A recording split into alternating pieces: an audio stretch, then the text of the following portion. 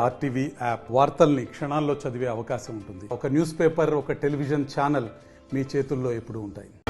ఈరోజు మంచి శుభదినం. ఎందుకంటే 30 ఏళ్ళ కళ ఈనాడు మాకు ఈరోజు నెరవేరిందంటే దేశ వ్యాపత్తు మొత్తం రాష్ట్రమంతా ఒక పెద్ద పండగలా జరుపుకుంటున్నాం.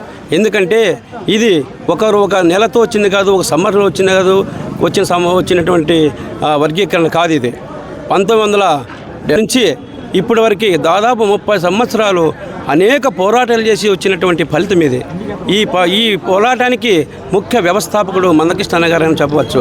ఎందుకంటే ఆయన అనేక ఎంఆర్పిఎస్ నాయకులు అండదండలతో, ఉద్యోగ ఉపాధ్యాయుల అండదండలతో అనేక ఉద్యమాలు చేపట్టి అలు పెరగని ధీరుడుగా ఆయన పరిధితో ఆయనకున్నటువంటి సబ్జెక్టుతో ఆయన ముందుకు నడిచి అందరి అనేక ఉద్యమాలు చేసి అనేక మీటింగులు ఏర్పాటు చేసుకొని గల్లీ నుండి ఢిల్లీ వరకు తన గలాన్ని విప్పి తన బాధను వర్గీకరణ చేయకపోతే జన్యాయాన్ని మాదిగ బిడ్డలు కోల్పోతున్నటువంటి ఆర్థిక సామాజిక స్థితిగతులను కులంకషంగా చర్చించి ఆయన అనేక ఉద్యమాలు చేపట్టాడు.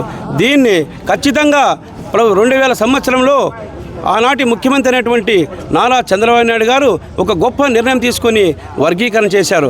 ఆనాడు చేసినటువంటి వర్గీకరణ ఫలితంగా మాదిగ బిడ్డలకు 22,000 ఉద్యోగాలు వచ్చాయని సగర్వంగా చెప్పుకోగలను. తదనంతరము 2004లో వచ్చినటువంటి ప్రభుత్వం. నమస్కారం. ఈరోజు మా మాదిగ బిడ్డలందరికీ ఒక పండుగ రోజు అని మేమంతా అనుకుంటున్నాము. చాలా సంతోషంగా ఈ రోజుని మేము ఒక పండుగలా జరుపుకుంటున్నాము. ఎందుకంటే 30 ఏళ్ల కళ మా మందకృష్ణ మాదిగన్న గారు మా కోసం, మా మాదిగ జాతి కోసం పోరాటం చేసి ఈరోజు విజయం సాధించినారు. కాబట్టి ఈ సందర్భంగా ఆయనకు మేమంతా మా మాదిగ బిడ్డలందరూ కూడా పాదాభివందనాలు తెలియజేస్తున్నాం. నరేంద్ర మోదీ గారికి, అలాగే రాష్ట్ర ప్రభుత్వంలో గతంలో కూడా చంద్రబాబు నాయుడు గారు మా మాదిగ జాతి కోసం రిజర్వేషన్ కల్పించినారు. కానీ తర్వాత వచ్చిన ప్రభుత్వం రద్దు చేయడం జరిగింది. మళ్ళీ అదే చంద్రబాబు నాయుడు గారి ప్రభుత్వంలోనే మా మాదిగ జాతులకు న్యాయం జరిగేలా ఆయన కూడా మాకు సహకరించినారు. ఈ సందర్భంగా మోడీ గారికి మరియు చంద్రబాబు నాయుడు గారికి, అలాగే మా మాదిగ జాతి ముద్దుబిడ్డ మందకృష్ణ అన్న గారికి మా అందరి తరపున, మా కులం తరపున పాదాభివందనాలు తెలియజేస్తూ కృతజ్ఞతలు తెలియజేస్తున్నాను.